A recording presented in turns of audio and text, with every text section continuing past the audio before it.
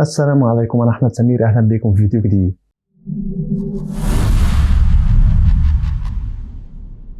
النهارده حل عرض ماندي نايت رو، بس قبل ما نبدأ عايزك تشترك في القناة لو مش مشترك وتعمل لايك للفيديو، ويلا بينا نبدأ. بدأ العرض بمباراة تاج تيم ثلاثية بين نيو داي وجاي أوسو ضد إمبريوم، ولعبوا مباراة ممتازة، كانت افتتاحية كويسة جدا للعرض. شفنا فيها فوز نيو داي وجاي أوسو، ولسه العداوة مستمرة بين نيو داي وإمبريوم وبين جاي أوسو وجونتر، فلسه في العداوة مستمرين فيها، وممكن يحصل بينهم ماتش في Elimination Chamber. فنروح بعد كده للمباراة اللي بعدها. بس قبل المباراة شفنا برومو من أندرادي اتكلم فيه وقال إن أنا بلعب مباريات مصارعة من وأنا كان عندي 13 سنة ولسه صغير، وحلمت إن أنا أكون بطل في المصارعة، وده فعلا اللي عملته لما رحت لل WWE وفزت بلقب ال NXT ولقب الولايات المتحدة بعده. وحسيت ساعتها إن أنا كان لازم أو محتاج إن أنا أبعد شوية وأغادر ال WWE، وده اللي عملته. وبعد فترة بعيد عن ال WWE حسيت إن ده الوقت المناسب إن أنا أرجع فيه، وخدت القرار ورجعت لل WWE. فأنا هدفي دلوقتي عارفه وحطه قدام عيني، وعارف أنا رايح على إيه، وده اللي هركز عليه في الفترة القادمة. بس ما قالش إيه هو الهدف بتاعه، فده أعتقد اللي هنعرفه الأسبوع الجاي. أكيد هيقول هو هدفه أنهي لقب أو أنهي شخص هو بيستهدفه. ونروح بعد كده للمباراة التأهيلية بين بوبي لاشلي ضد بيج برونسون ريد، تأهيلية طبعا لإليمينيشن تشامبر.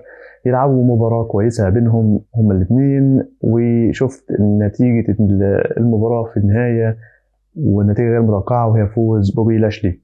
مش غير متوقعة لأن بوبي لاشلي وحش أو ما يستحقش يفوز، لا هو كويس جدا، لكن غير متوقعة لأن برونسون ريد من استراليا، وإليمينيشن تشامبر هتتلعب في استراليا، فمش منطقي إن هم يخسروا برونسون ريد وما يأهلوهوش لإليمينيشن تشامبر.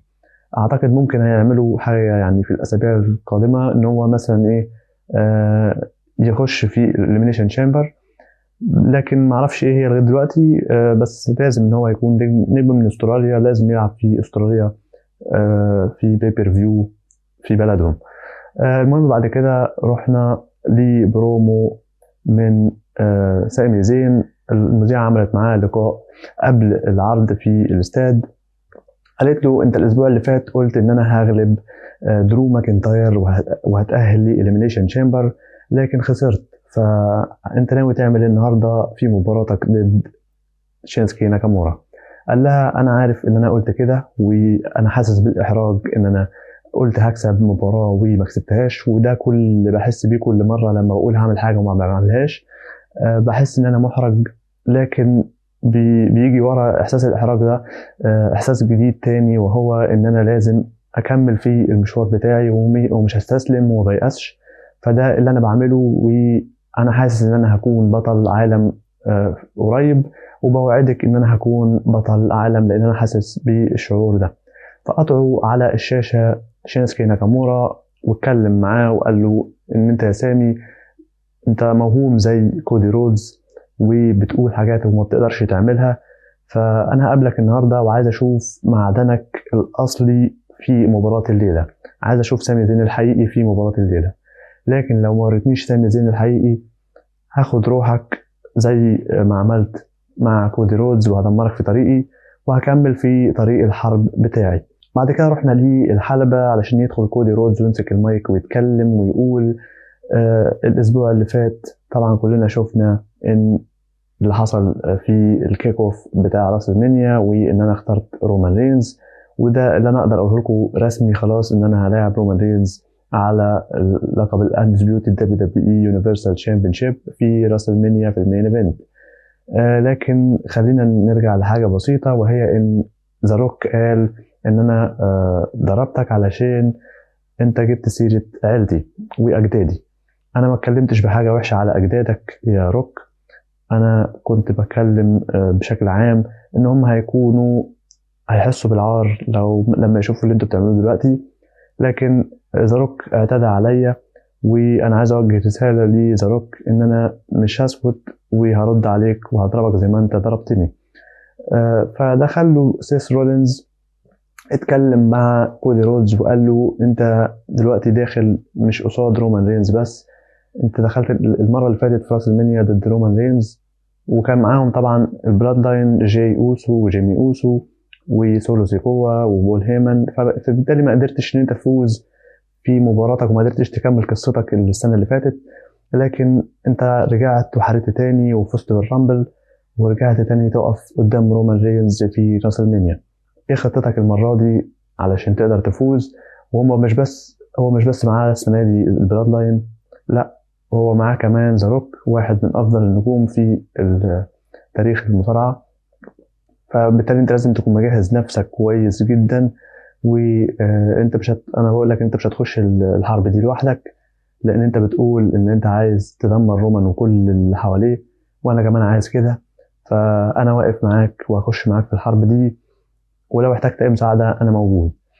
فتقريبا كده تلميحات لتاج تيم، ما اعرفش حاسسها ليه، مع انهم اعلنوا خلاص ان هي هتبقى 1 ضد 1 رومان ضد كودي، بس في الاعلان بتاع راس المنيا حتى الاثنين واقفين قصاد بعض، كودي وسيس ضد رومان وروك. فمش عارف ليه حاسسها انها هتروح تاج تيم، بس ما اتمناش ان هي تكون تاج تيم بصراحه، لان نفسي كودي رودز خلاص يعني يكمل قصته وننتهي من حوار رومان باللقب. لكن هنشوف ايه اللي هيحصل في الفتره القادمه. رحنا بعد كده خلف الكواليس للقاء مع ذا نيو داي وجاي اوسو، والمذيعة بتقول لهم أنا معايا خبر عاجل دلوقتي، وهو إن الأسبوع القادم في مباراة على لقب القارات بين طبعا البطل جونتر ضد جاي أوسو. فطبعا فرح جاي أوسو وكانوا معاه ذا نيو داي. بعد كده رحنا لبروموهين من ليف مورجان وزوي ستارك قبل ما يلعبوا بعض في مباراة تأهيلية للإليمينيشن تشامبر. قالت ليف مورجان ان انا كنت ماشيه كويس جدا كسبت الماني ان ذا بانك، وكنت خلاص كسبت تاج تيم القاب التاج تيم، وكنت ماشيه في طريق كويس، لكن جت ريا ريبلي واصابتني وبعدتني فتره طويله عن العروض. فانا عايز افوز في الاليمينيشن تشامبر علشان اروح لريا ريبلي واخد طاري منها. وشفنا برضو البروم الثاني من زوي ستارك اللي هتلعبها، قالت ان انا بعمل تاريخ في WWE بقالي فتره، وهكمل صناعه التاريخ وهوصل لراس المنيا علشان الاعب ريا ريبلي. وراحوا للمباراه بينهم ولعبوا مباراه كويسه. فازت في النهايه ليف مورجان علشان تتاهل دي إليمينيشن تشامبر. بعد كده نروح خلف الكواليس للقاء او ذا جادجمنت داي واقفين وبيجهزوا، فيجي لهم ارتروس يقول لهم احنا الكلام على ايه؟ فيقولوا له انت تاني. دايما بريست قال لهم خلاص انا هتصرف. اتكلم مع ارتروس وقال له انا قلت لك من البدايه ان انت مش تبع الجادجمنت داي وعمرك ما كنت فيها، فبلاش هزار كتير. احنا نعم ضحكنا مع بعض كتير، لكن الموضوع ده جد النهارده وهننهي الموضوع ده النهارده. وسابوا ارتروس ومشيوا علشان ارتروس طبعا هيبقى معاه في لقاء مباراة بينه وبين جيدي ماجدونا.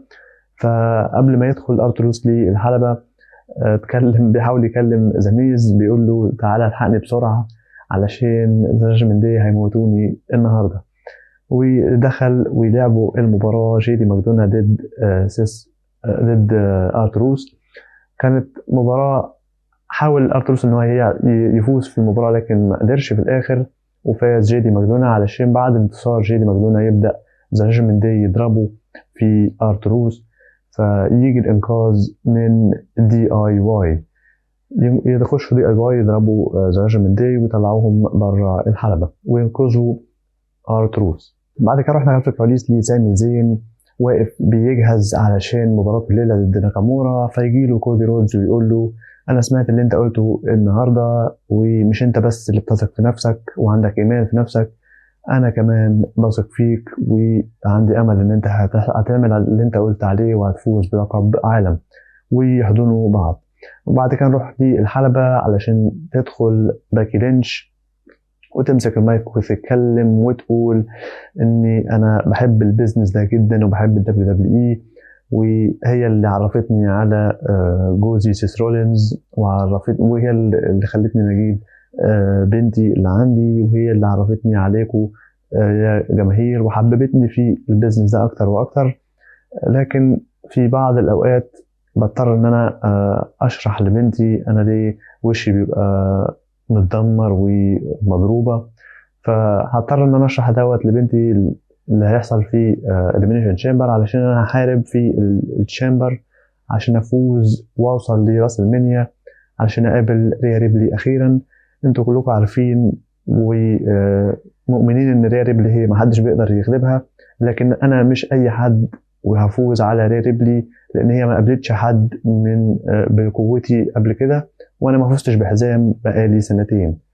فتقاطعها نايا جاكس تدخل وتقول لها انت ام كويسه وكان نفسي امي تبقى زيك، لكن انا طبعا بتمنى ان انت تفوزي في التشامبر، وانا بقول لك ان انت فعلا هتفوزي في التشامبر وهتوصلي لراس المنيا، لكن مش هتقابلي ريا ريبلي لان انا هفوز عليها في الاليمينيشن تشامبر، وانا اللي هوصل لراس المنيا كبطله وانت هتقابليني وش لوش. فهتدخل ريا ريبلي وتبدا ضرب في نايا جاكس وتخرجها بره الحلبة، وتقف هي وباكي لينش في الحلبة مع بعض.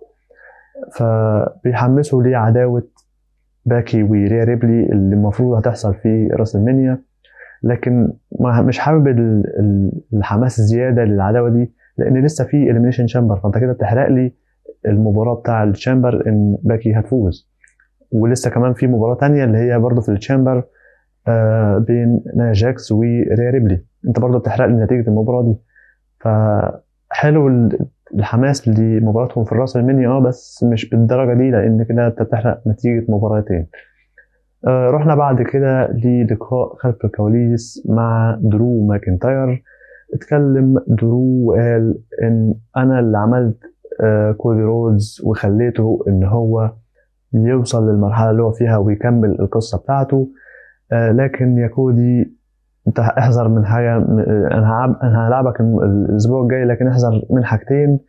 اول حاجه ان انت تكون في دعائي وصلواتي، وتاني حاجه ان انت تقف في مباراه ضدي 1 ضد 1، لان ممكن انت ما تحضرش راس المنيا زي ما انا عملت في سي ام بانك. بعد كده نروح للقاء خلف الكواليس بين دي اي واي وارتروث. ارتروس بيشكرهم، بيقول لهم شكرا ان انتوا دخلتوا انقذتوني في الحلبة النهارده من ذا جاجمنت داي. قالوا له احنا جالنا اتصال من ذا ميز بيقول نلحقك لان هو مش هيلحق يجي ينقذك هو، فاحنا عملنا المطلوب مننا. فقال لهم انا مين كان يتخيل ان انا يتم انقاذي من فريق الدي اكس مش الدي اي واي. قال لهم دي اكس شون مايكلز وتريبل اتش، امال فين رود دوج؟ وقال لهم شكرا. فيعني لسه ارتروس بيحاول ان هو يجاري الوضع، وبيحسب ان هم اسمهم دي اكس مش دي اي واي. ما علينا، نروح بعد كده لمباراة تأهيلية أخرى لإليمينيشن تشامبر بين ال اي نايت ضد ايفار.